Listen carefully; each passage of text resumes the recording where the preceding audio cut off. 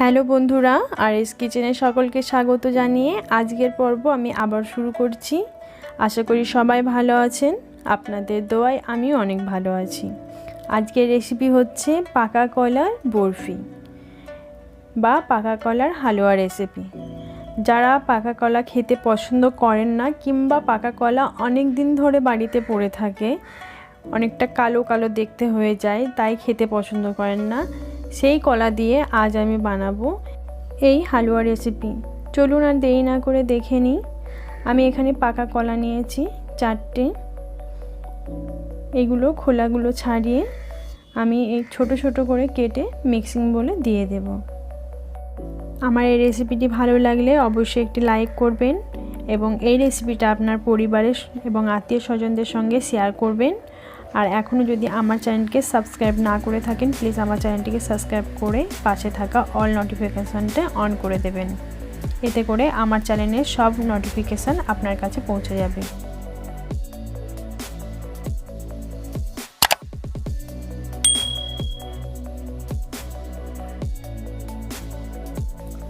এবার আমি এই কলাগুলোর একটা পেস্ট বানিয়ে রাখবো।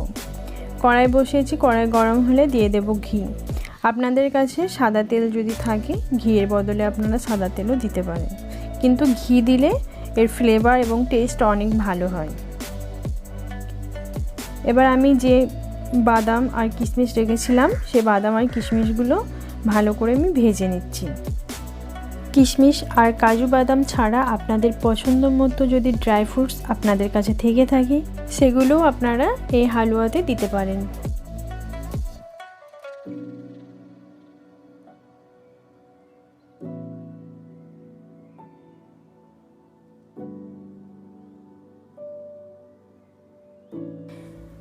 ভাজা হয়ে গেছে, এবার আমি একটা প্লেটে তুলে নেব।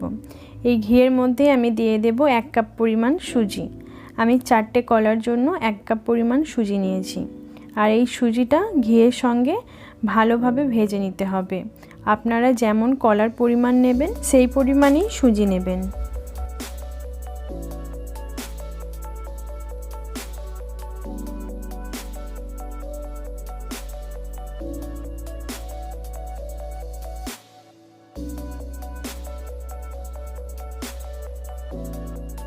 সুজিটা খুব ভালোভাবে ব্রাউন করে ভেজে নিয়েছি।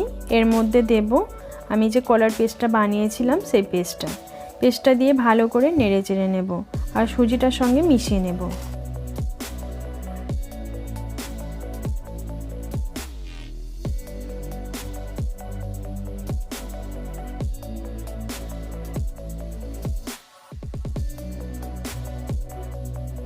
খুব ভালোভাবে মেশানো হয়ে গেছে। দিয়ে দেবো এর মধ্যে 1 কাপ পরিমাণ চিনি। যে যেমন মিষ্টি খেতে পছন্দ করেন ঠিক তেমনইভাবেই মিষ্টি দেবেন। আমি এখানে কোনো এক্সট্রা নুন ইউজ করছি না। কেউ যদি মিষ্টি খাবারে নুন ইউজ করতে চান, স্বাদ অনুযায়ী দিয়ে নেবেন। আপনারা চিনির বদলে গুঁড়ো ইউজ করতে পারেন, তাতে করে দেখতেও কিন্তু অনেক সুন্দর হয়।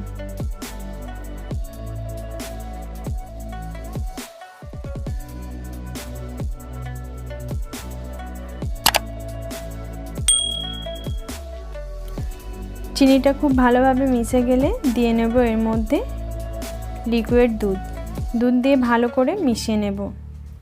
যদি আরও অল্প পরিমাণে দুধের প্রয়োজন হয় সেটাও দিয়ে নেবেন। আর দুধের বদলে আপনারা পানিও দিতে পারেন, কিন্তু দুধ দিলে টেস্ট অনেক ভালো হয়।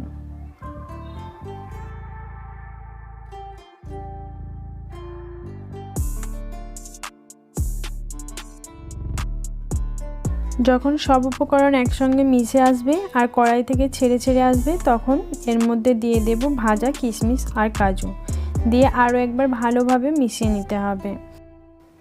পাকা কলার হালুয়াটা আমার পুরোপুরি তৈরি হয়ে গেছে।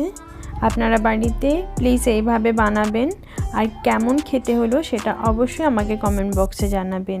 আর যদি আরও অন্য কোনো রেসিপি আপনাদের জানার ইচ্ছে থাকে, সেটাও প্লিজ আমাকে কমেন্ট বক্সে জানিয়ে দেবেন।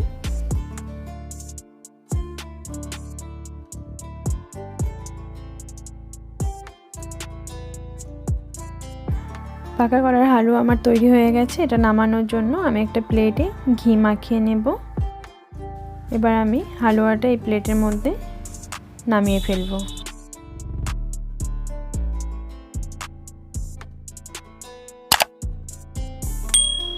হাতে করে এইভাবে চেপে চেপে সব দিকটা চেপে সমান করে নেব। আর এটা সেট হওয়ার জন্য আমি 10 থেকে 15 মিনিট রেস্ট রাখব। আর এর উপরে অল্প পরিমাণ ঘি দিয়ে দেব।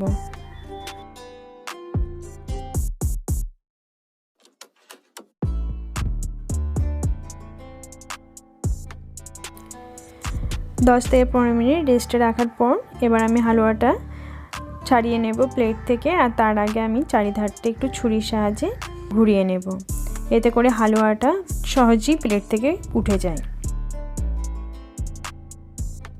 এবার হালুয়াটা সেট হয়ে গেছে। এবার এটা আমি কেটে নেব। আপনারা আপনাদের শেপ দিয়ে নেবেন, আমি এটা বরফির আকারে শেপ দিয়ে নেব। আমার এই রেসিপিটা যদি আপনাদের ভালো লেগে থাকে প্লিজ একটি লাইক করবেন, আর লাইক করে এই রেসিপিটি আপনাদের পরিবারের সবার সঙ্গে শেয়ার করে নেবেন। আমার চ্যানেলটিকে সাবস্ক্রাইব করবেন, আর আমার চ্যানেলের অল ভিডিও পাওয়ার জন্য অল নোটিফিকেশনটা অন করে দেবেন। আমার পাশে থাকবেন, আমার জন্য অনেক অনেক দোয়া করবেন। আপনারা সুস্থ থাকবেন, ভালো থাকবেন। দেখা হচ্ছে পরবর্তী রেসিপিতে। আর আমার এই রেসিপি পুরোটা দেখার জন্য সকলকে অসংখ্য ধন্যবাদ।